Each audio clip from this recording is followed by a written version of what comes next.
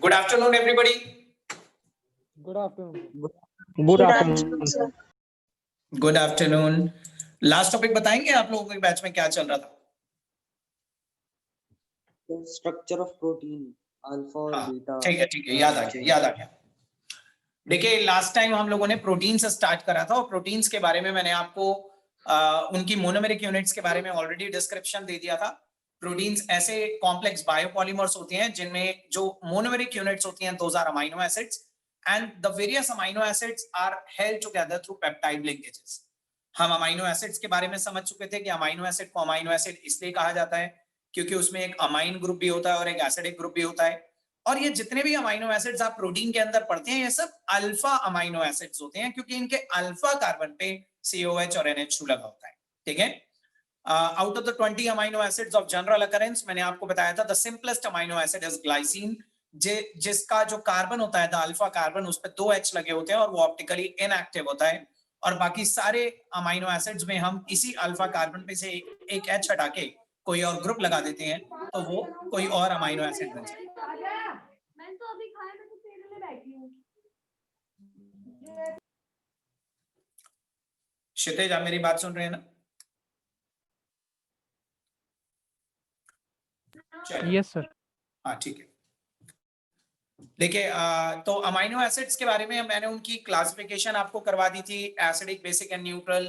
फिर एक क्लासिफिकेशन हमने अमीनो एसिड्स की ये भी देखी थी कि वो सिंथेसाइज होती है हमारी बॉडी में या नहीं होते, उस बेसिस पे एसेंशियल एंड नॉन एसेंशियल। और फिजिकल प्रॉपर्टीज वाला टॉपिक बहुत इंपॉर्टेंट था जिसमें मैंने आपको उनके 4 सिनेरियोज बताए थे कि अगर आप सॉलिड स्टेट में एक अमीनो एसिड को देखें तो वो सॉल्ट की तरह बिहेव करता हुआ नजर आएगा, न्यूट्रल एक्वस सॉल्यूशन में ज़्यूटार आयन बन जाता है, और अलग अलग एसिडिक और बेसिक मीडियम में कभी कैटायन और कभी एनायन बन जाता है। तो इन ये जो प्रॉपर्टीज थी ना, those were very important properties, इन पे बेस्ड क्वेश्चन बनते हैं और असर्शन रीजन क्वेश्चंस बहुत इंपॉर्टेंट इस पे बन सकते हैं। तो आपको ये पॉइंट अच्छी तरह क्लियर होना चाहिए। बिसाइड्स दिस लास्ट क्लास में मैंने आपको बताया था कि पेप्टाइड क्या होता है। पेप्टाइड एक लिंकेज का नाम है जो ऑर्गेनिक में आप जिसे अमाइड ग्रुप के नाम से जानते हो, बायोलॉजिकली हम उसी को पेप्टाइड बोलते हैं। और ये पेप्टाइड लिंकेज तब बनती है जब एक अमीनो एसिड का C टर्मिनल बराबर वाले अमीनो एसिड के N टर्मिनल से कनेक्ट होके वाटर मॉलिक्यूल कंडेंस करता है, तो CONH एक पेप्टाइड लिंकेज आ जाती है। और जब 2 अमीनो एसिड एक पेप्टाइड लिंकेज के थ्रू जुड़ जाते हैं तो उस फ्रेगमेंट को हम डाइपेप्टाइड बोलते हैं। डाइपेप्टाइड का मतलब है एक ऐसा पोर्शन, एक ऐसा मॉलिक्यूल जो हाइड्रोलाइज होने पे 2 अमीनो एसिड्स रिलीज करेगा। इसी तरह से ट्राइपेप्टाइड, टेट्रापेप्टाइड, डेकापेप्टाइड, पॉलीपेप्टाइड, बहुत सारे टाइप के पेप्टाइड्स हो सकते हैं, लेकिन हमने इन्हें 2 ही टाइप्स में क्लासिफाई करा हुआ है, ओलिगोपेप्टाइड्स एंड पॉलीपेप्टाइड्स। ओलिगो के अंदर डाइपेप्टाइड से लेके डेकापेप्टाइड तक सब आते हैं और बहुत लॉन्ग चेन वाले जो हंड्रेड्स ऑफ अमीनो एसिड से बने होते हैं उन्हें पॉलीपेप्टाइड्स बोलते हैं। मैंने आपको यह भी बता दिया था कि हर पॉलीपेप्टाइड प्रोटीन नहीं होता, सिर्फ वो पॉलीपेप्टाइड प्रोटीन होते हैं जिनका मॉलिक्यूलर मास 10,000 यूनिट या उससे ज्यादा हो जाता है। ठीक है, so basically every protein is a polypeptide but every polypeptide may not be a protein. अब हमें प्रोटीन को समझना था, अमीनो एसिड तो समझ लिया हमने। प्रोटीन एक लॉन्ग चेन है अमीनो एसिड्स की, लेकिन प्रोटीन में इतने सारे अमीनो एसिड्स आपस में कनेक्टेड होते हैं कि proteins are actually very long chain molecules, और इतनी बड़ी बड़ी चेन्स होती हैं प्रोटीन की कि हमारी बॉडी में वो रेयरली सीधे सीधे एग्जिस्ट करते होंगे। मोस्ट ऑफ द प्रोटीन जो हमारी बॉडी में एग्जिस्ट करते हैं वो जगह जगह से कॉइल्स और टर्न्स लेके बहुत ही कॉम्प्लेक्स मास की फॉर्म में एग्जिस्ट करते हैं। तो क्वेश्चन ये अराइज होता है कि इतना कॉम्प्लेक्स प्रोटीन अगर किसी लिविंग सिस्टम में से आइसोलेट करके हमारे सामने रख दिया जाए तो हम उसका स्ट्रक्चर कैसे पता लगाएंगे, हम कैसे उसके स्ट्रक्चरल एनालिसिस करेंगे। ठीक है, सो मैंने आपको बताया था प्रोटीन की कॉम्प्लेक्सिटी को देखते हुए हमने इसके स्ट्रक्चर को 3 पार्ट्स में डिवाइड कर दिया, the primary structure, the secondary structure and the tertiary structure. Her level पे हम थोड़ी थोड़ी चीजें, थोड़ी थोड़ी इंफॉर्मेशन पता लगाएंगे। आपको ये पता होना चाहिए कि किस लेवल पे क्या पढ़ा जाता है। प्राइमरी स्ट्रक्चर पता लगा रहे हैं तो बेसिकली हम क्या पता लगा रहे हैं, सेकेंडरी स्ट्रक्चर में क्या देख रहे हैं और टर्शियरी में क्या देख रहे हैं। So the primary structure referred to the sequence of amino acids on a long polypeptide chain starting from the free N terminal to the free C terminal. आपको पता है कि जब अमीनो एसिड एक दूसरे के साथ जुड़ते जाते हैं तो जो सबसे लेफ्ट साइड वाला अमीनो एसिड होगा उसका N टर्मिनल खाली होगा और जो सबसे एक्सट्रीम राइट वाला अमीनो एसिड होगा उसका C टर्मिनल खाली होगा। ठीक है, तो starting from the N terminal of a polypeptide up to the free C terminal of that polypeptide, अगर आप ये पता लगा लें कि किस अमाइनो एसिड के आगे कौन सा अमाइनो एसिड जुड़ा हुआ है, एक सीक्वेंसिंग पता लगा लें, तो इसका मतलब आपने प्राइमरी स्ट्रक्चर तो पता लगा लिया। और ये प्राइमरी स्ट्रक्चर बहुत वाइटल होता है in determining the functions of the protein. किसी भी प्रोटीन के फंक्शन इसी प्राइमरी स्ट्रक्चर, इसी सीक्वेंस पे डिपेंड करते हैं। अगर आप सीक्वेंस में जरा सा भी चेंज करेंगे तो प्राइमरी स्ट्रक्चर चेंज हो जाएगा और प्रोटीन के फंक्शंस चेंज हो जाएंगे।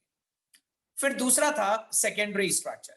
सेकेंडरी स्ट्रक्चर में हमें देखना है कि एक बार हमने चेन का सीक्वेंस तो पता लगा लिया, लेकिन अब हमें देखना है कि अगर ये चेन हमारी बॉडी में सीधे सीधे नहीं एग्जिस्ट कर रही, तो ये किस मॉलिक्यूलर शेप में एग्जिस्ट कर रही है, किस तरह का डिजाइन, किस तरह का पैटर्न इसने ले रखा है। तो मैंने आपको बताया था सेकेंडरी लेवल पे दो टाइप की अरेंजमेंट्स हम लिविंग सिस्टम के अंदर देखी गई हैं। Most of the protein, 95% of protein हमारी बॉडी में अल्फा हेलिकल फॉर्म में एग्जिस्ट करते हैं। अल्फा हेलिक्स एक स्प्रिंग जैसा स्ट्रक्चर होता है जिसे हम properly right handed screw helix बोलते हैं। इसमें कोई भी पॉलीपेप्टाइड चेन अपने आप को स्पाइरली कॉइल करती जाती है नीचे से ऊपर की तरफ। उसका फ्री एंड टर्मिनल नीचे होगा और ऊपर की तरफ जारी होगी वो। That's why we compare it with the right-handed screw helix कि अगर thumb is indicating the direction of propagation, तो fingers जो अंदर coil हो रही हैं वो अंदर की coiling के direction को represent कर रही हैं। तो अंदर की तरफ coil होते हुए जब polypeptide chain ऊपर की तरफ चलती है और spirally एक spring जैसा structure बनाती है, तो हम उसे alpha helix बोलते हैं। लेकिन ये देखने में सिर्फ spring जैसा होता है, but इसकी flexibility spring जैसी नहीं होती। It is not at all the flexible structure. In fact, it is a very stiff and a rigid structure, क्योंकि स्पाइरल स्ट्रक्चर में हर एक टर्न बराबर वाली टर्न से हाइड्रोजन बॉन्ड्स के थ्रू जुड़ी हुई थी, the intramolecular hydrogen bond, and these intramolecular hydrogen bond serve as the backbone of this helix, जो इस मॉलिक्यूल को पूरा रिजिड रखते हैं। तो ज्यादातर प्रोटीन तो हमारी बॉडी में इस तरह से एग्जिस्ट करते हैं, ठीक है, इस तरह से अल्फा हेलिकल फॉर्म में चलते जाते हैं। ये अल्फा हेलिक्स हो गई, इसके अंदर होते हैं इंट्रामोलिकुलर हाइड्रोजन बॉन्ड। और कुछ रेयर प्रोटीन हमारी बॉडी में ऐसे भी देखे गए हैं जो बीटा कॉन्फॉर्मेशन में रहते हैं, जिनमें बिल्कुल भी कॉइलिंग नहीं होती, बिल्कुल भी टर्निंग नहीं होती, वो बिल्कुल सीधे सीधे चलते हैं अपने एक एन टर्मिनल से सी टर्मिनल तक। फिर वैसा ही एक पॉलीपेप्टाइड उसके बराबर में, वो भी सीधे सीधे चल रहा है। फिर एक और पॉलीपेप्टाइड उसके बराबर में, वो भी सीधे सीधे चल रहा है।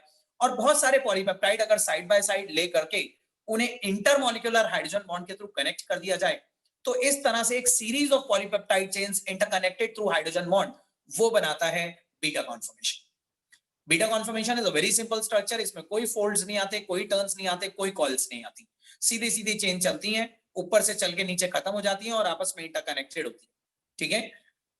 Beta conformation is not very important for us, आप सिर्फ नाम याद रखिए, लेकिन alpha helix is very important. तो सेकेंडरी लेवल पे मोस्ट ऑफ द प्रोटीन इस तरह से एग्जिस्ट करते हैं। अब आते हैं टर्शरी स्ट्रक्चर ऑफ प्रोटीन पे कि टर्शरी में क्या देखा जाता है। देखिए ये बड़ा इंपॉर्टेंट है, ध्यान से सुनिएगा।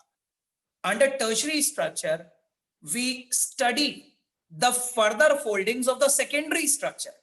Tertiary level पे हम इसी secondary structure की further foldings study करते हैं। अब further folding का क्या मतलब है? मैंने आपको secondary level पे बताया कि ज्यादातर प्रोटीन हमारी बॉडी में इस तरह से स्पाइरली कॉइल होते हुए चलते हैं। लेकिन आप बताइए कि स्पाइरली कॉइल होते हुए चल रहा है तो क्या ऊपर जाके खत्म हो गया? यहां से स्टार्ट हुआ और ऊपर कहीं एक एंड पे खत्म हो गया? नहीं, जो स्पाइरली चलता है ना, उसमें भी फर्दर क्या होता है कि ये कुछ देर स्पाइरली चला और फिर चलते चलते अचानक से इसने टर्न ले ली,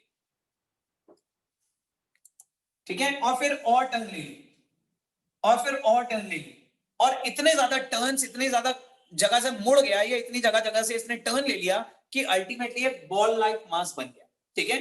तो चल अल्फा हेलिक्स ही रहा है। सेकेंडरी लेवल पे तो हम इसे अल्फा हेलिकल स्ट्रक्चर ही बोलेंगे क्योंकि ये स्पाइरल मैनर में चल रहा है, राइट हैंडेड स्क्रू हेलिक्स की तरह। लेकिन ये चलते चलते ऊपर खत्म नहीं हो गया, ये ऊपर से अचानक से मुड़ गया, ये हेलिक्स मुड़ गई, फिर और मुड़ गई, और इतनी जगह से इसने टर्न ले लिया कि एक बॉल लाइक मास बन गई। तो अल्फा हेलिकल फॉर्म में आने वाले फर्दर फोल्ड्स को हम सेकेंडरी टर्शरी स्ट्रक्चर पे पढ़ते हैं। टर्शरी लेवल पे हमारी बॉडी के अंदर दो टाइप के अरेंजमेंट्स, दो टाइप के प्रोटीन्स देखे गए हैं। टर्शरी लेवल पे जो अल्फा हेलिक्स है ना, उसका टर्शरी लेवल होता है। जो बीटा हेलिक्स है उसका कोई फर्दर लेवल ही नहीं होता। बीटा हेलिक्स का, बीटा कॉन्फर्मेशन का तो स्ट्रक्चर आपने सेकेंडरी लेवल पे ही पूरा पता लगा लिया, उसमें कोई फर्दर फोल्डिंग आएंगी ही नहीं। लेकिन जो सेकेंडरी स्ट्रक्चर के अंदर अल्फा हेलिकल वाला प्रोटीन था वो फर्दर आगे चल के दो तरह का हो सकता है। या तो ये हो सकता है कि एक ही अल्फा हेलिक्स इतनी ज्यादा कॉइल्स और टर्न्स ले लेगी कि एक बॉल लाइक मास बन जाएगी। अगर इस तरह से कोई प्रोटीन हमारी बॉडी में एग्जिस्ट करता है कि बहुत सारी कॉइल्स और टर्न्स लेके एक बॉल लाइक मास बना लिया, तो टर्शियरी लेवल पे हम ऐसे प्रोटीन को बोलते हैं ग्लोब्यूलर प्रोटीन्स। ग्लोब्यूलर प्रोटीन्स, ठीक है। या फिर ऐसा हो सकता है कि एक अल्फा हेलिक्स है, मान लीजिए कोई अल्फा हेलिक्स चल रही थी ऐसे, और वो चलते चलते ऊपर खत्म हो गई, वो उसने टर्न नहीं लिया, वो चलते चलते खत्म हो गई, लेकिन इसी अल्फा हेलिक्स के ऊपर एक और अल्फा हेलिक्स आ गई, इसी के ऊपर एक और अल्फा हेलिक्स आ गई। बहुत सारी अल्फा हेलिसेस एक दूसरे के ऊपर इंटरवोवन हो गई। जैसे आप इमेजिन करो, मेरे हाथ में एक पोल है, मैं इस पोल पे एक रोप कॉइल कर देता हूं, और फिर उसी के ऊपर एक दूसरी रोप कॉइल कर देता हूं, फिर उसी के ऊपर एक तीसरी रोप कॉइल कर देता हूं, तो मल्टीपल रोप आपने एक सिंगल सेंट्रल एक्सेस पे कॉइल कर दी। तो बिल्कुल उसी तरह से जब बहुत सारी alpha helices same central access पे इंटरवोवन हो जाती हैं, तो इस तरह से एग्जिस्ट करने वाले प्रोटीन को फाइब्रस प्रोटीन्स कहते हैं। टर्शियरी लेवल पे दो टाइप की अरेंजमेंट देखी गई है, या तो ये अल्फा हेलिक्स बहुत सारी कॉइल्स और टर्न्स लेके एक बॉल जैसी मास बन जाएगी, या फिर बहुत सारी अल्फा हेलिसेस एक दूसरे पे इंटरवोवन होके फाइबर जैसा स्ट्रक्चर बना लेंगी। तो ऐसे alpha helices, multiple alpha helices जब इंटरवोवन हो जाती हैं तो इसे बोलते हैं फाइब्रस प्रोटीन, और जब एक ही अल्फा हेलिक्स जगह जगह से कॉइल्स और टर्न्स लेके एक बॉल जैसी बन जाती है तो इसे बोलते हैं ग्लोबुलर प्रोटीन। तो टर्शियरी लेवल के अंदर दो टाइप के होते हैं, fibrous and globular. Fibrous protein का एग्जाम्पल याद रखिएगा, alpha keratin. This is an example of fibrous protein. ये प्रोटीन हेयर्स में प्रेजेंट होता है, हेयर्स में। और ग्लोबुलर प्रोटीन का एक बहुत इंपॉर्टेंट एग्जांपल याद रखिए, the globin protein in haemoglobin. Haemoglobin में हेम पार्ट आयरन होता है और ग्लोबिन पार्ट प्रोटीन होता है, तो वो जो ग्लोबिन प्रोटीन होता है ना हेमोग्लोबिन के अंदर, वो ग्लोबुलर प्रोटीन का एग्जांपल है। ग्लोबिन प्रोटीन इन हेमोग्लोबिन।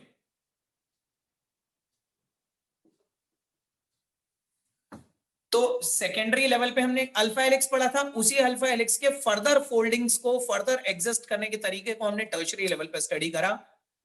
तो जब तक हम टर्शियरी लेवल पे पहुंचते हैं तब तक हमें पूरा प्रोटीन अल्टीमेटली समझ में आता है कि वो क्या था। So this was about the structure of protein. बताइए, आपको कोई भी डाउट है, टर्शियरी स्ट्रक्चर नहीं समझ में आया या कोई चीज आपके माइंड में कोई क्वेरी है तो बताइए। सर एक बार ना सेकेंडरी स्ट्रक्चर की डेफिनेशन बता दो फिर से। Secondary structure refer to the molecular arrangement in which the primary structure exists. Primary structure क्या था? Sequence.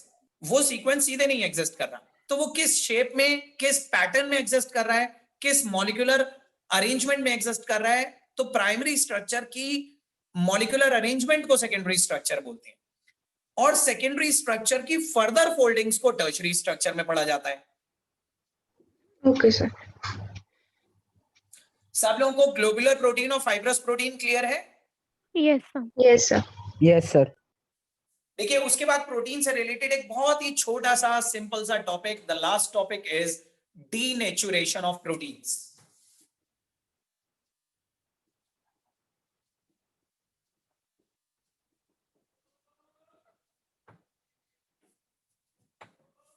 Denaturation of proteins. देखिए, प्रोटीन्स के बारे में याद रखिएगा, प्रोटीन्स कोई भी ऐसा प्रोटीन जो अपनी प्रॉपर शेप में है, मतलब these are the proper shapes of the protein, कोई भी ऐसा प्रोटीन जो अपनी प्रॉपर शेप में है और अपने सारे बायोलॉजिकल फंक्शंस या अपनी सारी बायोलॉजिकल एक्टिविटी सही से परफॉर्म भी कर रहा है, ऐसे प्रोटीन को हम बोलते हैं नेटिव प्रोटीन। Native protein.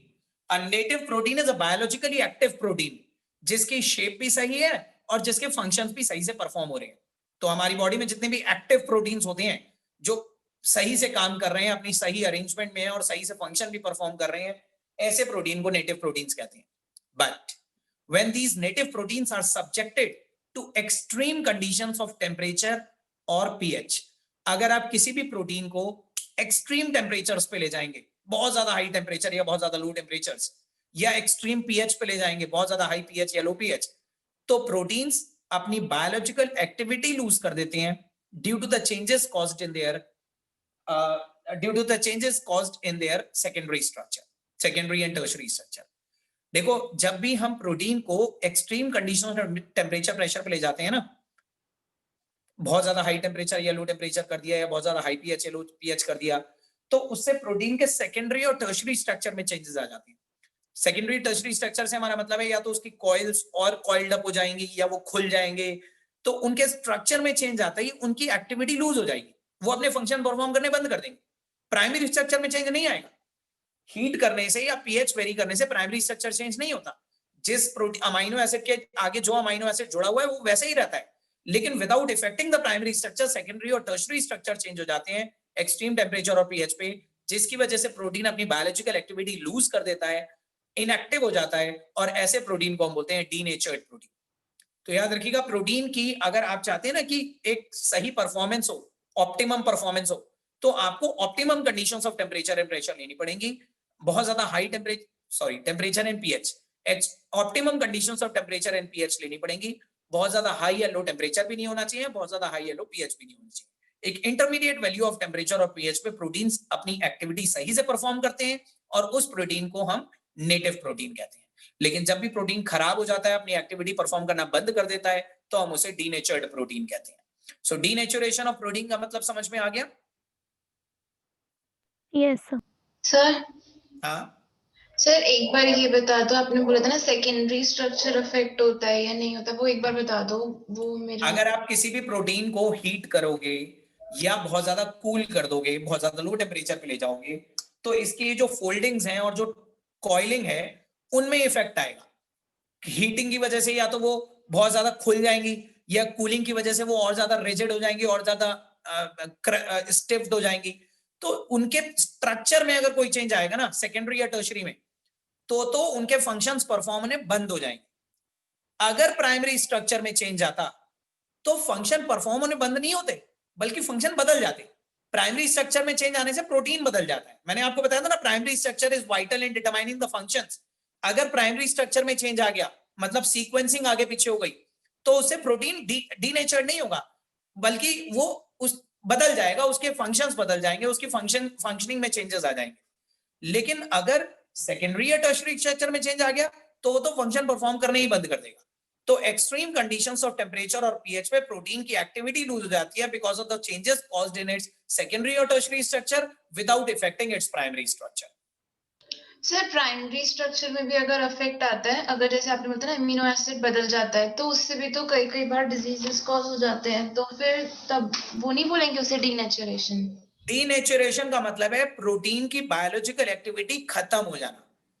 अगर प्रोटीन की बायोलॉजिकल एक्टिविटी बदल गई, अगर वो प्रोटीन पहले कोई और फंक्शन कर रहा था, बाद में कोई और फंक्शन करने लगा, उसे डीनेचुरेशन नहीं बोलेंगे। डीनेचुरेशन का मतलब है उसका इनएक्टिव हो जाना, उसकी बायोलॉजिकल एक्टिविटी लूज हो जाना। और बायोलॉजिकल एक्टिविटी तब खत्म होगी जब सेकेंडरी टर्शरी स्ट्रक्चर में चेंज आएगा।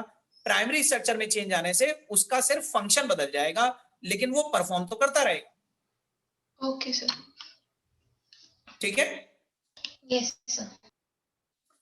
आप देखिए आफ्टर दिस अब हम अपने तीसरे बायोमोलिक्यूल पे मूव कर रहे हैं, nucleic acids. That is a very important topic. छोटा सा टॉपिक है लेकिन बड़ा इंपॉर्टेंट टॉपिक है, न्यूक्लिक एसिड। हाँ जी, हम आपने जैसे वो 3 स्ट्रक्चर्स पढ़ाया ना प्राइमरी। पहले तो आप अपना सही से बोलिए, माइक हटा के जो भी आपने लगा रखा है। ठीक है सर, जो आपने वो बोला था ना कि 3 स्ट्रक्चर्स हैं, प्राइमरी, सेकेंडरी और टर्शरी, तो उसमें हमें तो एक क्वाटरनरी स्ट्रक्चर भी पढ़ा था प्रोटीन का स्कूल में। मैंने उस दिन बोला भी था ईवा कि बायोलॉजिकली तो 4 होते हैं, लेकिन केमिस्ट्री में आपको 3 ही पढ़ने हैं। तो सर फिर वो आप आएगा नहीं? केमिस्ट्री में भी 4 पढ़ा दिए थे। हाँ सर, हमने पढ़ा था क्वाटरनरी स्ट्रक्चर। 4th में क्या पढ़ाया था?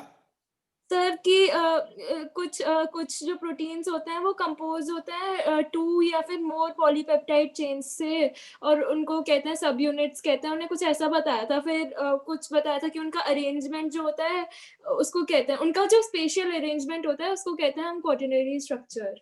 स्पेशल मतलब इन स्पेस, है ना? यस सर, यस देखो, सर। अगर आप quaternary structure is not the part of your syllabus, लेकिन वैसे ही मैं आपको बता देता हूं, प्राइमरी स्ट्रक्चर किसे कहते हैं ईवा? सर प्राइमरी स्ट्रक्चर होता है जिसमें 1 और मोर पॉलीपेप्टाइड चेन हो। प्राइमरी स्ट्रक्चर का मतलब है sequencing of amino acid in a long polypeptide, हाँ हाँ यस सर। है ना।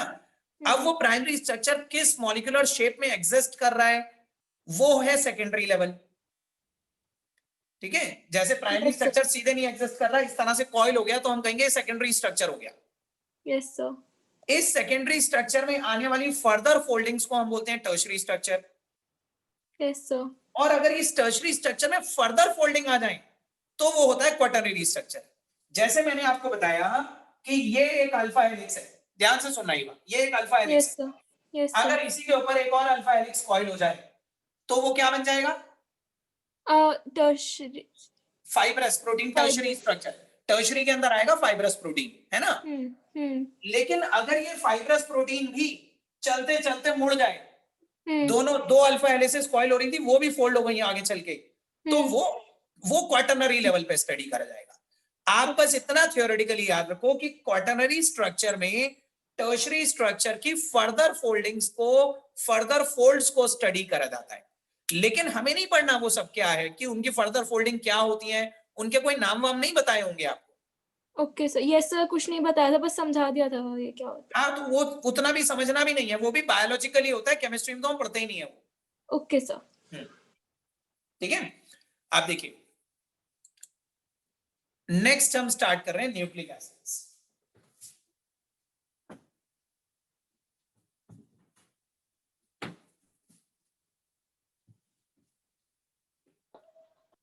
न्यूक्लिक एसिड्स की जो डेफिनेशन है ना, वो ऐसे बोल के समझ में नहीं आएगी। जैसे मैंने कार्बोहाइड्रेट्स के बारे में बोला था कि carbohydrates are the polyhydroxy aldehydes and ketones, या प्रोटीन के बारे में बोला कि they are the long chain made up of amino acid units held together by the peptide linkages. Nucleic acids की थोड़ी सी कॉम्प्लेक्स डेफिनेशन है, सो मैं प्रेफर करूंगा कि आप लोग लिख लें उसे। आप सब लोग रजिस्टर ऑन करके बैठे हुए हैं, ओपन करके? Yes sir. Yes sir. तो एक मैं ज्यादा कुछ नहीं लिखवाऊंगा, सिर्फ न्यूक्लिक एसिड की डेफिनेशन लिखवा रहा हूं। आप सब लोग लिखिए, nucleic acids are the complex, nucleic acids are the complex biopolymers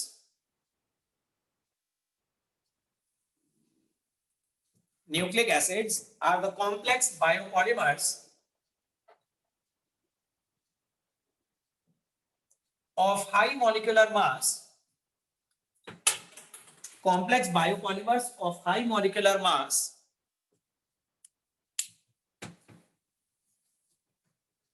which are made up of, complex biopolymers of high molecular mass which are made up of large number of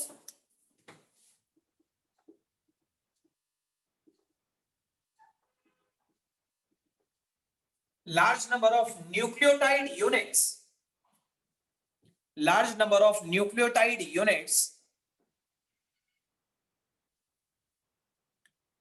held together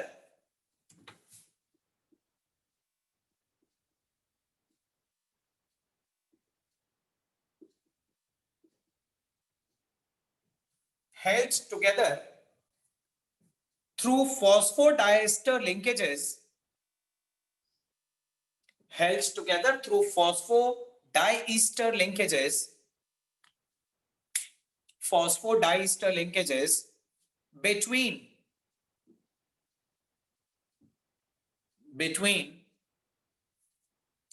the 5 prime carbon, ऐसे लिखना है 5 के ऊपर dash is 5 prime, 5 prime carbon of one sugar, 5 prime carbon of one sugar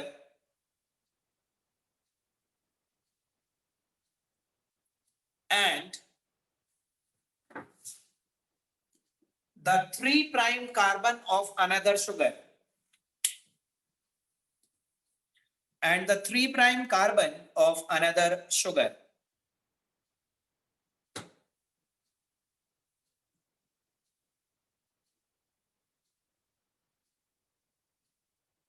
three prime carbon of another sugar. बताइए, आपने यहां तक लिख लिया? Yes sir. Yes sir. देखो, अभी ये थोड़ी देर में समझ में आएगा, इसे लिखा रहने देते हैं। ठीक है। अब मैं आपको एक चीज बता दूं, जिस तरह से पॉलीसेकेराइड में बहुत सारे मोनोसेकेराइड कौन सी लिंकेज से जुड़ते थे? Glycosidic linkage. तरह से पॉलीसेकेराइड में बहुत सारे मोनोसेकेराइड ग्लाइकोसिडिक लिंकेज से जुड़ते थे।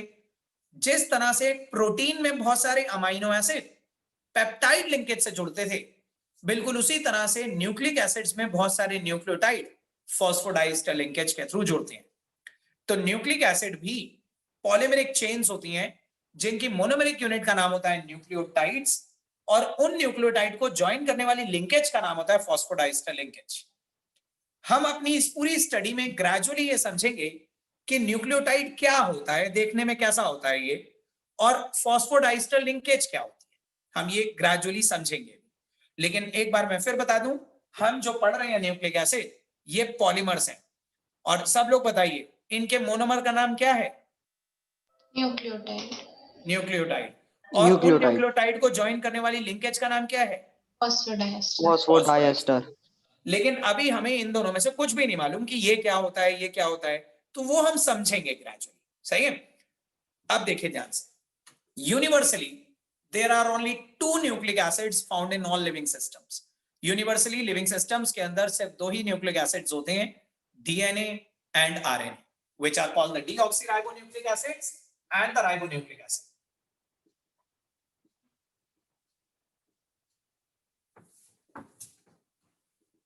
and ribonucleic acid.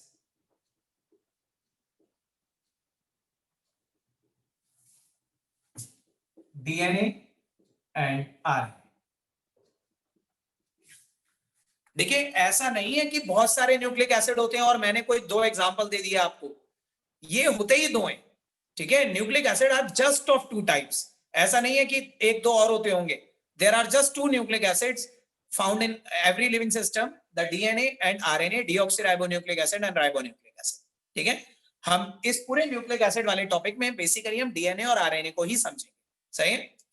डीएनए और आरएनए के फंक्शंस याद रखिएगा कि both DNA and RNA are responsible to store and control the genetic information in living systems.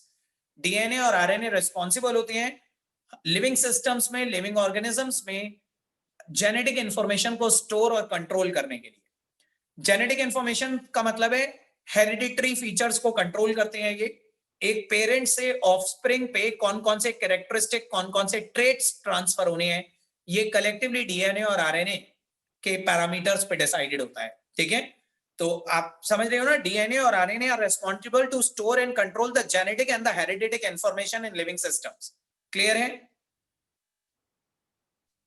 Yes sir. आएगा धीरे धीरे, ग्रेजुअली समझेंगे। देखिए, हमें डीएनए और आरएनए के बारे में अभी कुछ भी नहीं मालूम। हमें सब पता लगाना है कि ये देखने में कैसे होते हैं, किस चीज से बने होते हैं, क्या क्या कंपोनेंट होते हैं इसके।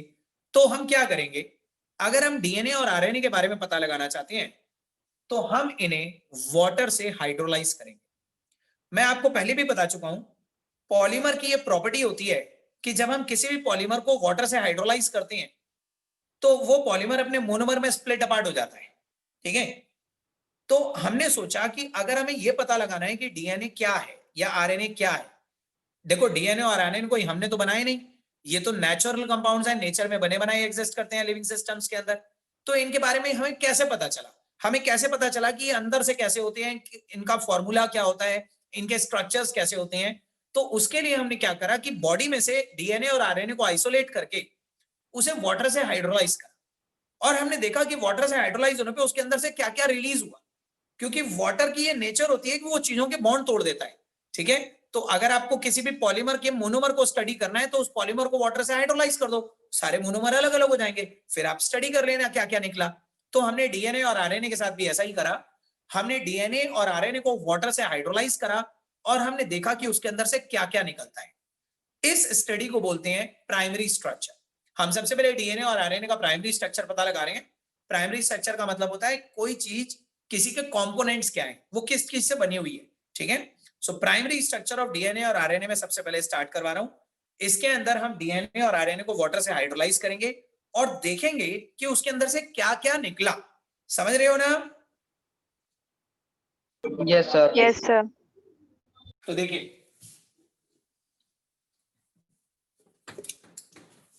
Primary structure of nucleic acids,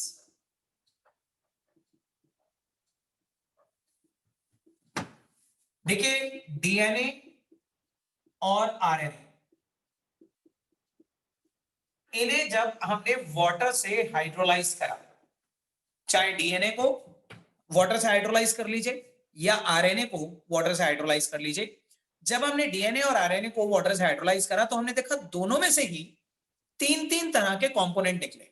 DNA में से भी तीन तरह की चीजें निकली, आरएनए में से भी तीन तरह की चीजें निकली। वो तीन चीजें क्या क्या थी वो ध्यान से देखिए। Both DNA and RNA upon hydrolysis produced some pentose sugars plus some heterocyclic nitrogenous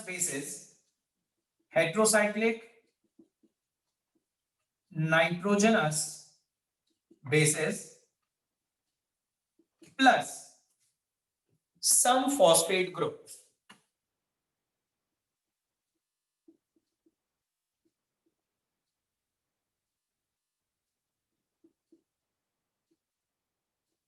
phosphate groups. हम इन तीनों को इंडिविजुअली समझेंगे, बट ये याद रखिएगा चाहे आप डीएनए को हाइड्रोलाइज कर लो वाटर से या आरएनए को हाइड्रोलाइज कर लो वाटर से, दोनों को ही हाइड्रोलाइसिस से तीन तरह की चीजें निकलती हैं। डीएनए के हाइड्रोलाइसिस पे भी उसके अंदर से कुछ पेंटोज शुगर निकलती हैं, मतलब 5 कार्बन वाली शुगर, कुछ हेटेरोसाइक्लिक नाइट्रोजनस बेसेस निकलते हैं जिनका मतलब अभी हम देखेंगे, और कुछ फॉस्फेट ग्रुप रिलीज होते हैं। फॉस्फेट ग्रुप मतलब PO4 3-। आरएनए को भी हाइड्रोलाइज करोगे तो भी उसके अंदर से यही तीन चीजें निकलेंगी, some pentose sugar, some nitrogenous bases and some phosphate group. अब हम इंडिविजुअली समझते हैं कि पेंटोज शुगर क्या होती है, देखने में कैसी होती है। हेटेरोसाइक्लिक नाइट्रोजनस बेसेस का मतलब क्या है, मैं इन तीनों के बारे में इंडिविजुअली बताने वाला हूं, और एक बार आपको इन तीनों के बारे में पता चल जाएगा तो हम इन तीनों को वापस ज्वाइन करेंगे। भाई डीएनए आरएनए को हाइड्रोलाइज करने पे ये तीन चीजें अलग अलग होके मिली, लेकिन अगर इन तीनों का स्ट्रक्चर पता लगा के इन्हें ज्वाइन कर लें तो हमें पता चल जाएगा डीएनए आरएनए कैसा था। बताइए, समझ रहे हो? Yes, sir. Yes, sir. Yes, sir. सबसे पहले एक एक करके समझते हैं पेंटोज शुगर। पेंटोज शुगर का नाम से आपको ये तो पता चल रहा है कि ये 5 कार्बन वाली शुगर है। डीएनए के अंदर से भी कुछ 5 कार्बन वाली शुगर रिलीज हुई, आरएनए के अंदर से भी कुछ 5 कार्बन वाली शुगर रिलीज हुई, लेकिन दोनों के अंदर से रिलीज होने वाली 5 कार्बन शुगर अलग अलग थी। डीएनए में से निकलने वाली 5 कार्बन शुगर का नाम था डीऑक्सीराइबोज, और आरएनए में से निकलने वाली 5 कार्बन शुगर का नाम था राइबोज। देखिए, from RNA and from DNA. RNA में से कौन सी 5 कार्बन वाली शुगर निकली वो देखो।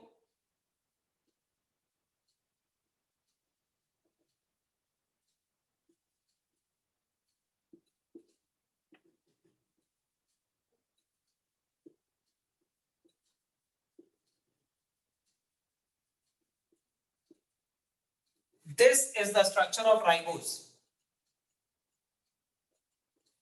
इस तरह की बहुत सारी 5 कार्बन वाली शुगर आरएनए को हाइड्रोलाइज करने पे उसके अंदर से निकली, आरएनए में से।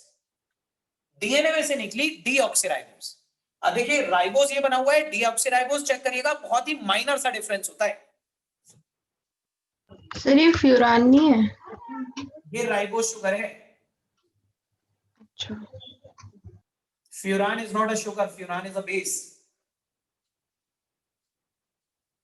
उसमें यहाँ पे H और OH नहीं लगे होते।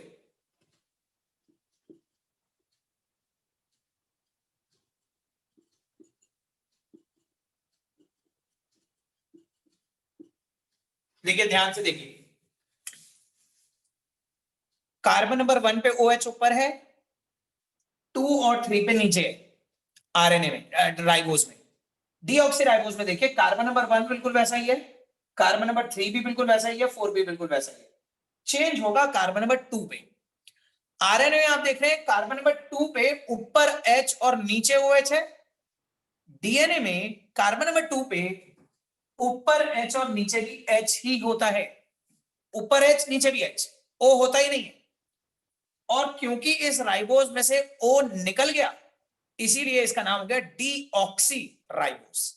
डीऑक्सी राइबोज मतलब ऑक्सीजन निकल गया है, डीऑक्सी राइबोज, लेकिन कहां से निकला है? कार्बन नंबर 2 पे से। सही है। So this is deoxy ribose. DNA में से ऐसी बहुत सारी शुगर रिलीज हुई, डीऑक्सी राइबोज। तो आरएनए को हाइड्रोलाइज करने पे राइबोज शुगर्स और डीएनए को हाइड्रोलाइज करने पे डीऑक्सी राइबोज शुगर्स रिलीज हुई। इनके स्ट्रक्चर्स आपके सिलेबस में है, ये वाले दोनों स्ट्रक्चर याद रखिएगा, ठीक है। अब आती है नाइट्रोजनस बेसिस पे। ये क्या मतलब है हेट्रोसाइक्लिक नाइट्रोजनस बेसिस? इसका मतलब समझो। देखो सबसे पहले तो हेट्रोसाइक्लिक और होमोसाइक्लिक दो तरह की चीजों का मतलब मालूम है आप लोगों को या नहीं मालूम? होमोसाइक्लिक किसे कहते हैं और हेट्रोसाइक्लिक किसे कहते हैं, मालूम है? नहीं सर, एक बार No, बता sir. दीजिए। बेंजीन में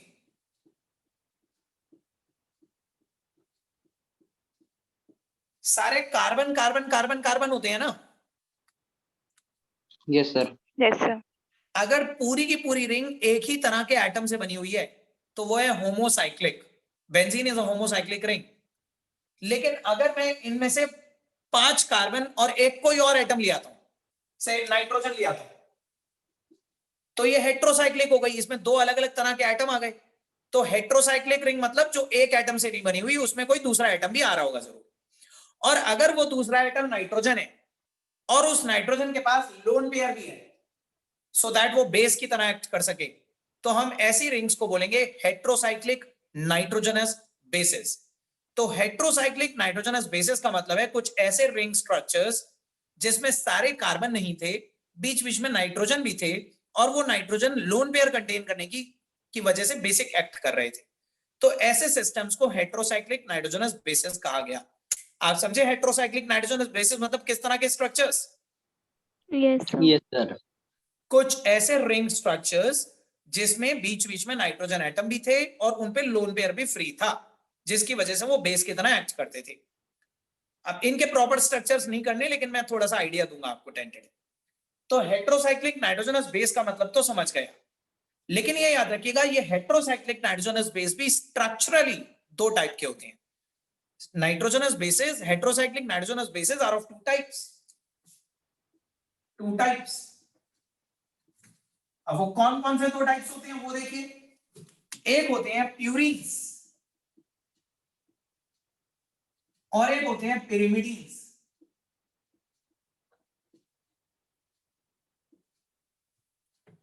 प्यूरीन्स होते हैं single ring structure, sorry purine होते हैं double ring structure. Purine are double ring structures.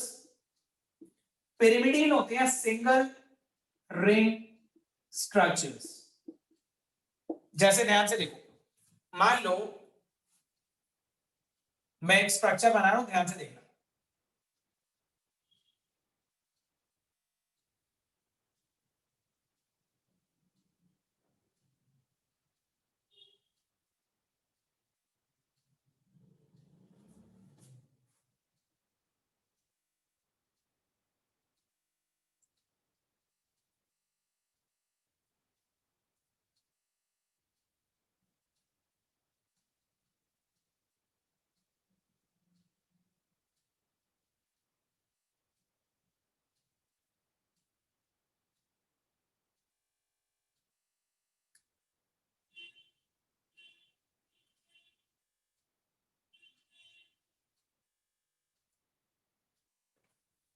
आपको नजर आ रहा है ये स्ट्रक्चर?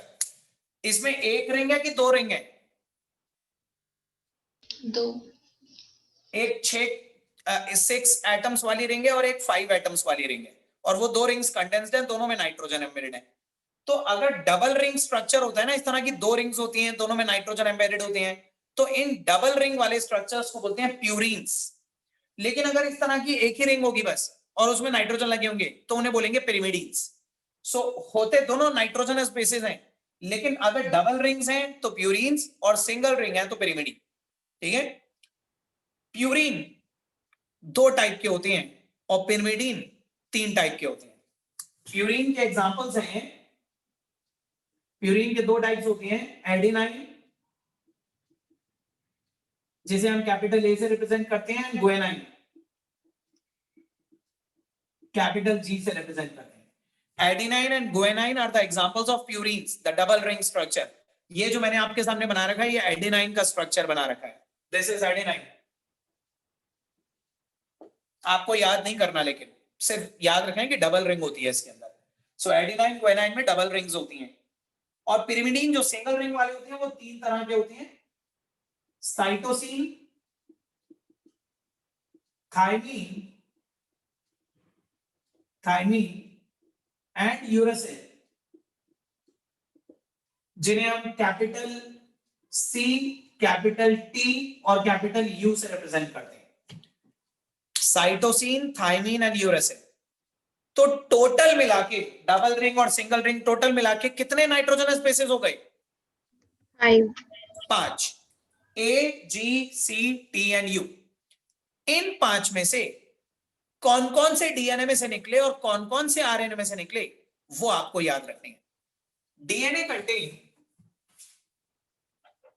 में से निकलते हैं A, G, C and T, और RNA contain A, G, C and U. DNA का जब हमने हाइड्रोलिसिस करा ना, तो उसमें पेंटोज शुगर के साथ साथ या तो एडेनाइन, गुएनाइन, साइटोसिन और थायमीन जैसे बेसेस निकले, यूरेसिल नहीं निकला पूरे डीएनए में से कहीं से। और जब हमने आरएनए को हाइड्रोलाइज करा तो उसमें एडेनाइन, गुएनाइन, साइटोसिन और यूरेसिल निकला, थायमीन नहीं निकला। ठीक है। सो डीएनए के अंदर कौन से 4 नाइट्रोजनस बेसेस होते हैं और आरएनए में कौन से नाइट्रोजनस बेसेस होते हैं, ये आपको याद रखना है। ये क्लियर है? ये वाला हमारा सेकंड सेक्शन भी हो गया, बीच वाला ये समझ में आ गया यस सर। सबको? Yes sir. और लास्ट है सम फॉस्फेट ग्रुप। फॉस्फेट ग्रुप तो आपको मालूम है किसे कहते हैं, PO4 3 नेगेटिव। तो बहुत सारे ऐसे फॉस्फेट आयंस भी डीएनए और आरएनए में से रिलीज हुए। तो जब हमने डीएनए को हाइड्रोलाइज करा तो भी उसके अंदर से पेंटोज शुगर, नाइट्रोजनस बेसेस और फॉस्फेट ग्रुप निकले। जब हमने आरएनए को हाइड्रोलाइज करा उसके अंदर से भी ये वाली पेंटोज शुगर, नाइट्रोजनस बेसेस और फॉस्फेट ग्रुप निकले। तो हमें ये तो पता चल गया कि डीएनए और आरएनए के कंपोनेंट्स क्या होते हैं। वो 3 तरह की चीजों से बना हुआ होता है। ठीक है। अब ये जो 3 चीजें निकली, पेंटोज शुगर, नाइट्रोजनस बेसेस और फॉस्फेट ग्रुप, हम इन्हें जोड़ेंगे वापस, इन्हें ज्वाइन करेंगे कि जब हमने हाइड्रोलाइज नहीं करा था तो हाइड्रोलिसिस से पहले ये आपस में जुड़े हुए होंगे। तो ये जुड़े कैसे थे, इनके बीच में कौन सी लिंकेज थी जिससे ये जुड़े हुए थे, वो देखते हैं। इन तीनों को ज्वाइन करेंगे। अब बैकवर्ड प्रोसीड करेंगे, डीएनए के स्ट्रक्चर पे वापस जाएंगे। समझ, कंफ्यूज तो नहीं हो रहे ना? No sir. नो अब देखिए ये आपस में जुड़े कैसे हुए थे, इसको समझने के लिए मैं आपको एक टॉपिक करवा रहा हूं, न्यूक्लियोसाइड्स एंड न्यूक्लियोटाइड्स।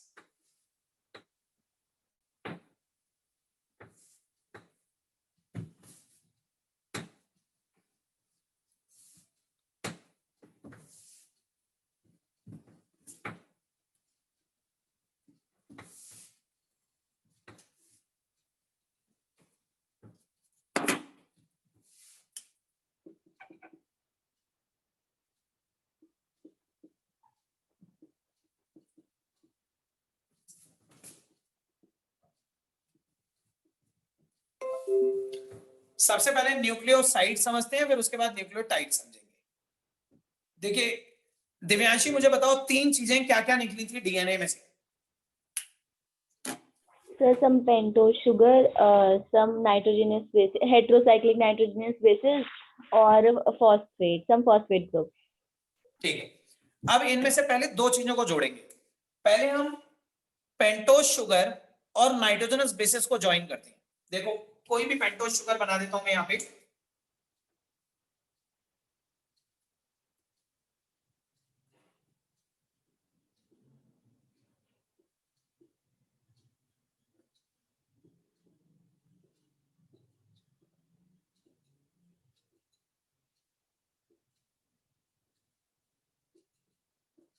सपोज करो ये एक पेंटोज शुगर है और यहां पे मैं एक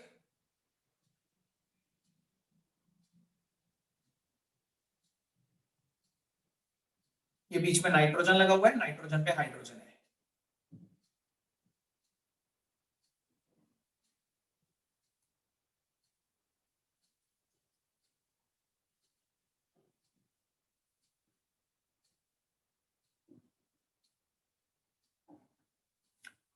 यहाँ पे ये मैंने सपोज करो, ये बता सकते हो देख के जो मैंने बना रखा है, ये कोई प्यूरिन होगा या पिरिमिडीन होगा? pyrimidine. ये कोई पिरिमिडीन है, सिंगल रिंग स्ट्रक्चर। इसके नाइट्रोजन पे ये H लगा हुआ है और इस पेंटोस शुगर के कार्बन नंबर 1 पे ये OH ऊपर जा रहा है, तो ये वाला OH और ये वाला H ये वाटर मॉलिक्यूल लूज कर देंगे, और जब ये वाटर मॉलिक्यूल लूज कर देंगे तो ये नाइट्रोजन सीधे इस कार्बन से जुड़ जाएगा,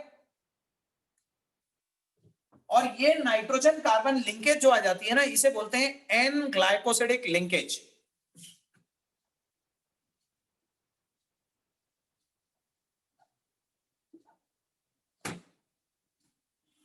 तो ये हमने 3 चीजें जो अलग अलग हुई थी उसमें से 2 चीजें जोड़ दी, pentose sugar plus nitrogenous base, and the combination of the pentose sugar plus nitrogenous base is called a nucleoside.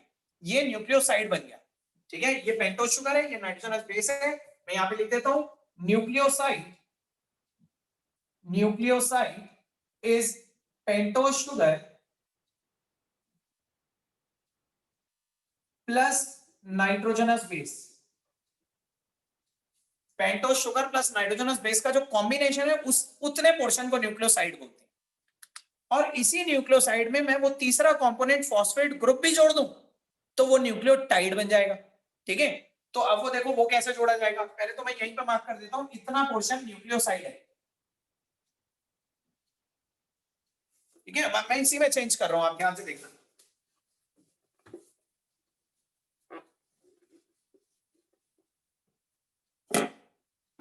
देखिए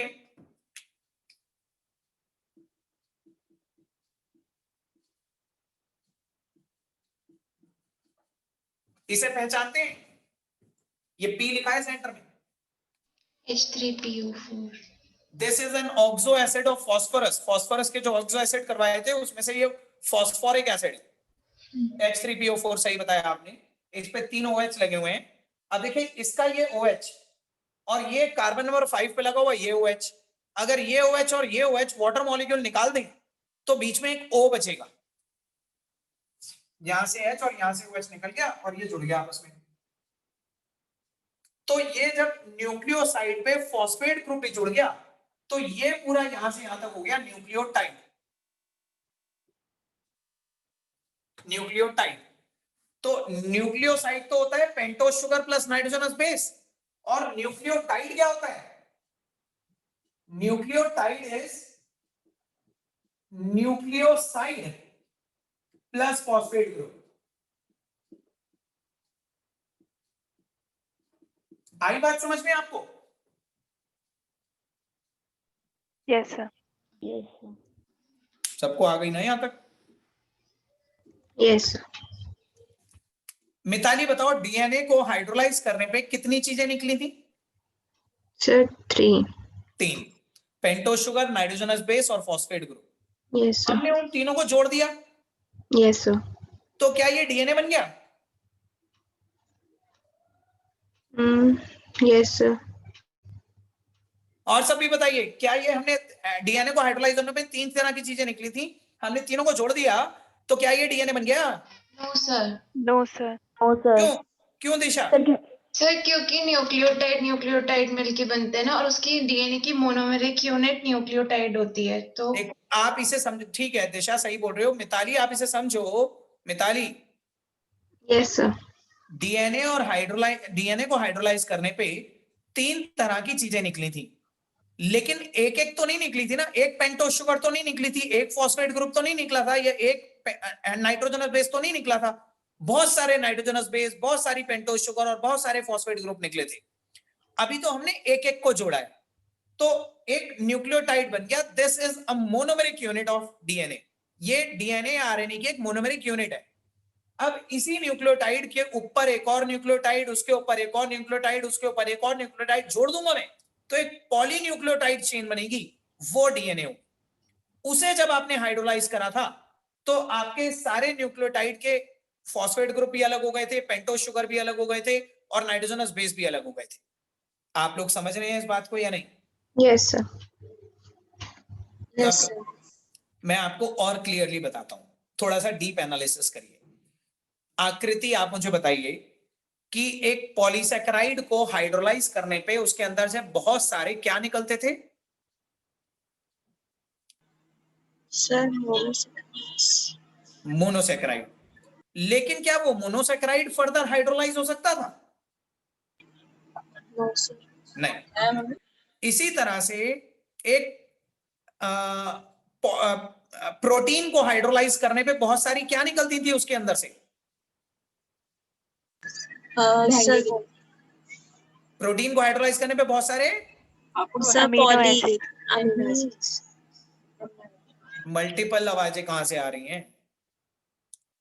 सर बहुत सारे लोग। दिव्यांशी आप बोलो, प्रोटीन को हाइड्रोलाइज करने पे बहुत सारे क्या निकलते थे? पेप्टाइड्स।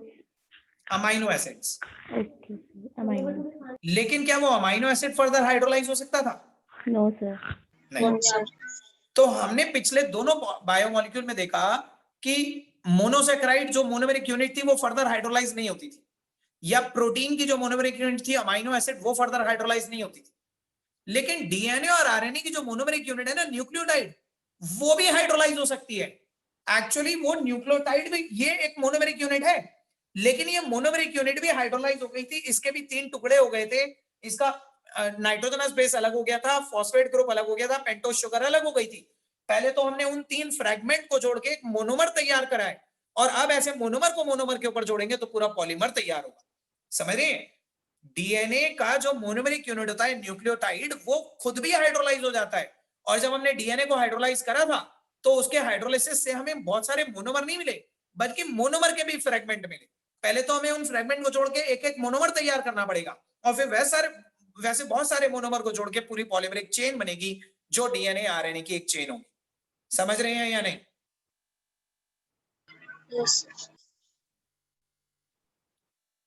मुझे डाउट हो रहा है लोगों को समझ में आ भी रहा है या नहीं? आ गया sir. Aishwarya, Alan, Animesh, Garvita, Hardik, Kirti. Yes sir, clear. Yes sir, आगे समझ। ठीक है, तो ये एक मोनोमेरिक यूनिट है। This monomeric unit is called a nucleotide. अब हम ये समझेंगे कि ये न्यूक्लियोटाइड दूसरे न्यूक्लियोटाइड से और दूसरा न्यूक्लियोटाइड तीसरे न्यूक्लियोटाइड से कैसे जुड़ता है। ध्यान से देखिएगा बोर्ड पे। Now it is going to be a complex thing. Board पे देखिए,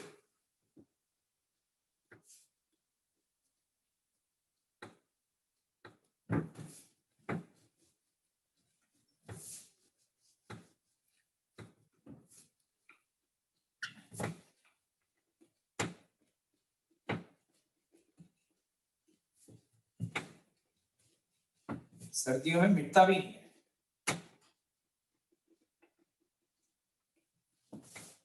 देखिए, ये एक न्यूक्लियोटाइड है, मैं इसके नीचे एक और न्यूक्लियोटाइड बना रहा हूं, आपको ध्यान से देखना है।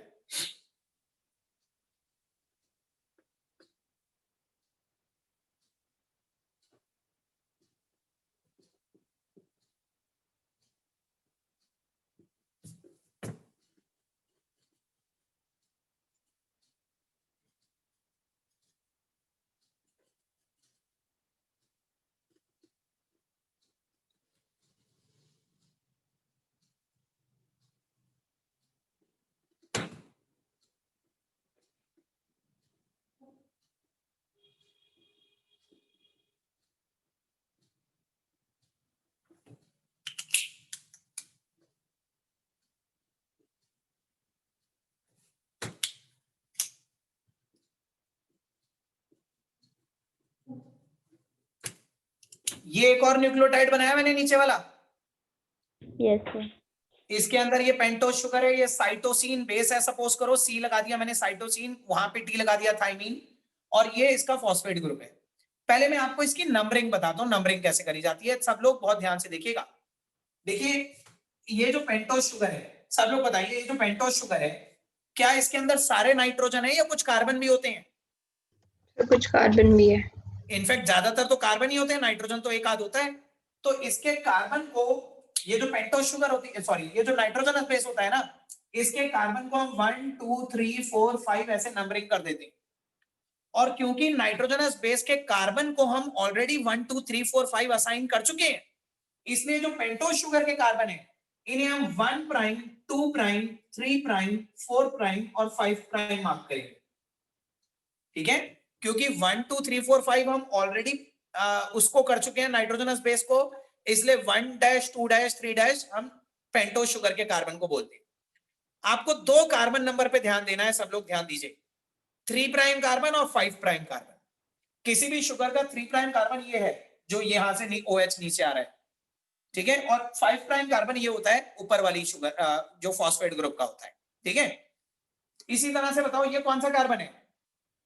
5 प्राइम। 5 प्राइम। और ये 4 4 नहीं 3, 4 तो ये है ना, ये 3 प्राइम है, ये 5 प्राइम है, ठीक है। अब ध्यान से सुनिए, नीचे वाली शुगर के 5 प्राइम कार्बन पे लगा हुआ ये फॉस्फेट ग्रुप ऊपर वाली शुगर के 3 प्राइम कार्बन पे लगे हुए इस OH के साथ वाटर मॉलिक्यूल लूज कर देगा, यहां से OH और यहां से H, ठीक है। तो बताइए यहां से OH और यहां से H निकल गया तो एक O बचा इनके बीच में और ये जुड़ गया, ठीक है। ये आया समझ में हमने क्या करा? Yes sir. Yes sir. नीचे वाली शुगर का 5 प्राइम कार्बन उसके फॉस्फेट ग्रुप का OH ऊपर वाली शुगर के 3 प्राइम कार्बन के OH के साथ कंडेंस होकर वाटर निकाल देता है।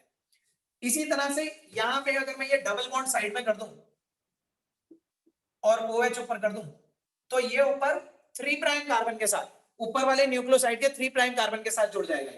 इसी तरह से इसका ये OH नीचे वाले के 5 प्राइम कार्बन के साथ जुड़ जाएगा, तो न्यूक्लियोटाइड के ऊपर न्यूक्लियोटाइड चलता चला जाएगा। आप समझ रहे हो? Yes sir. Yes sir. अब ये जो लिंकेज है इस लिंकेज को बोलते हैं फॉस्फोडाइस्टर लिंकेज। फॉस्फोडाइस्टर लिंकेज, और ये फॉस्फोडाइस्टर लिंकेज नीचे वाले न्यूक्लियोटाइड के 5 प्राइम कार्बन को ऊपर वाले न्यूक्लियोटाइड के 3 प्राइम कार्बन से जोड़ रही है, ठीक है। ऐसे ही बहुत सारे न्यूक्लियोटाइड आएंगे ये डीएनए में, कहीं पे साइटोसिन होगा, कहीं पे थाइमिन होगा, कहीं पे एडेनाइन होगा, कहीं पे ग्वेनाइन होगा, लेकिन यूरेसिल कहीं पे भी नहीं होगा। और इसी लॉन्ग चेन को जब हमने हाइड्रोलाइज करा तो ये सारे पेंटोज शुगर अलग अलग हो गए, ये सारी नाइट्रोजनस बेसेस अलग अलग हो गई और बहुत सारे फॉस्फेट ग्रुप मिले। तो डीएनए आरएनए का ये एक स्ट्रैंड बन जाएगा बहुत सारे न्यूक्लियोटाइड जोड़ के। डीएनए में ऐसे 2 स्ट्रैंड्स होते हैं। बताइए आपको समझ में आ रहा है मैं क्या बता रहा हूं? सर यूरासिल क्यों नहीं लगाते सर, वो अलग क्यों होता यूरासिल डीएनए में नहीं होता, आरएनए में होता है। सर वो उसमें अलग क्या होता है? RNA is a separate nucleic acid, दोनों के फंक्शन अलग अलग हैं। आरएनए मिलेगा राइबोसोम्स में, वहां पे यूरासिल की फॉर्मेशन नहीं होती है। डीएनए मिलेगा क्रोमोसोम्स में, माइटोकॉन्ड्रिया में, वहां पे थाइमिन अवेलेबल होता है, यूरासिल नहीं होता। और सर हमने जो ये आपने C और T लिखा है इसमें क्यों नंबरिंग की थी? नंबरिंग की मतलब क्यों नंबरिंग की थी मतलब? सर उसका तो कोई काम ही नहीं है ना। काम नहीं है, लेकिन मैं आपको बता रहा हूं कार्बन तो है ना इसमें। Yes sir. तो अगर हम इसके कार्बन को 1 2 3 4 5 मार्क कर चुके होते हैं तो हम इसको डिस्टिंग्विश करने, एक ही मॉलिक्यूल में 2 अलग अलग रिंग हैं, आप दोनों को तो 1 2 3 4 5 नहीं दे सकते, तो हमने एक जगह अगर 1 2 3 4 5 कह दिया तो दूसरे को हम 1 डैश 2 डैश 3 डैश से रिप्रेजेंट कर रहे हैं। Okay sir. हमें अभी कोई काम नहीं है, लेकिन मान लो हम इसे किसी से रिएक्ट करवा रहे हैं और फिर वो यहाँ पे अटैक करता है कोई चीज, तो हमें बोलने के लिए तो चाहिए ना कि कार्बन नंबर 4 पे अटैक हुआ या कार्बन नंबर 3 पे अटैक हुआ। तो बेशक हमें कुछ करना नहीं है, लेकिन हमें कार्बन की मार्किंग तो करनी पड़ती है ना। Yes sir. और सब बताओ समझ में आया कि नहीं? Yes sir. Yes sir. एक बार जल्दी से वो डेफिनेशन पढ़ो जो मैंने आपको स्टार्टिंग में लिखवाई थी, जल्दी से। न्यूक्लिक एसिड की डेफिनेशन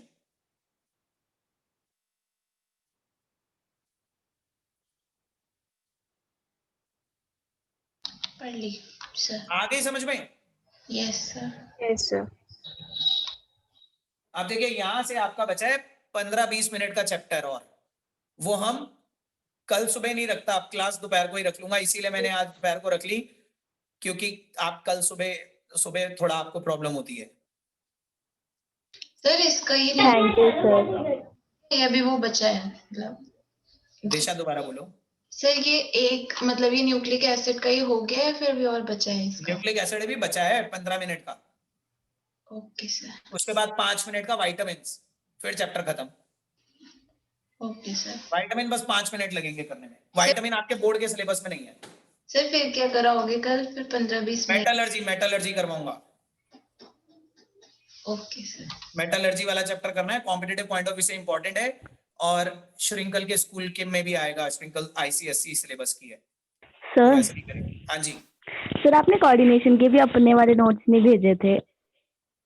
हाँ मैंने पता है उस समय क्यों नहीं भेजे थे, उस समय मेरे स्पाइन में इंजरी हो गई थी, मैं टोटल बेड पे था, तो मैंने फिर वो फोटोकॉपी करके भेज दिए थे।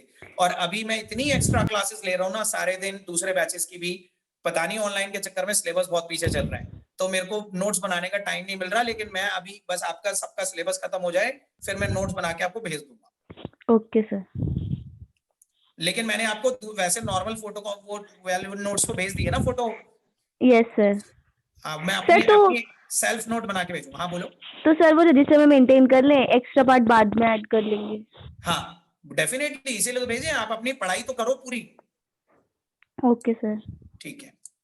सर न्यूक्लिक एसिड में से क्या क्या आता है, मतलब ये स्ट्रक्चर्स वगैरह आते हैं?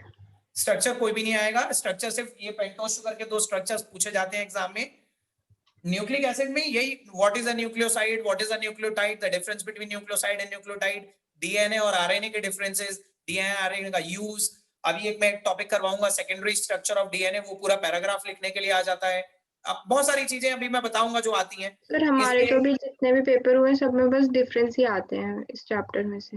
नहीं बहुत कुछ आता है। अभी मैं आपको सैंपल पेपर दूंगा ना बोर्ड के, जो मैं अपने सैंपल पेपर बनाता हूँ, उसमें पिछले 15-20 सालों में क्या क्वेश्चंस आए हुए हैं सारे देखोगे आप, डिफरेंट वैरायटीज ऑफ क्वेश्चन है, कोई आज क्वेश्चन की कमी थोड़ी ना है। Yes sir. ओके चलिए इतना कर लीजिए, कल दोपहर को मिलते हैं। Good evening everybody.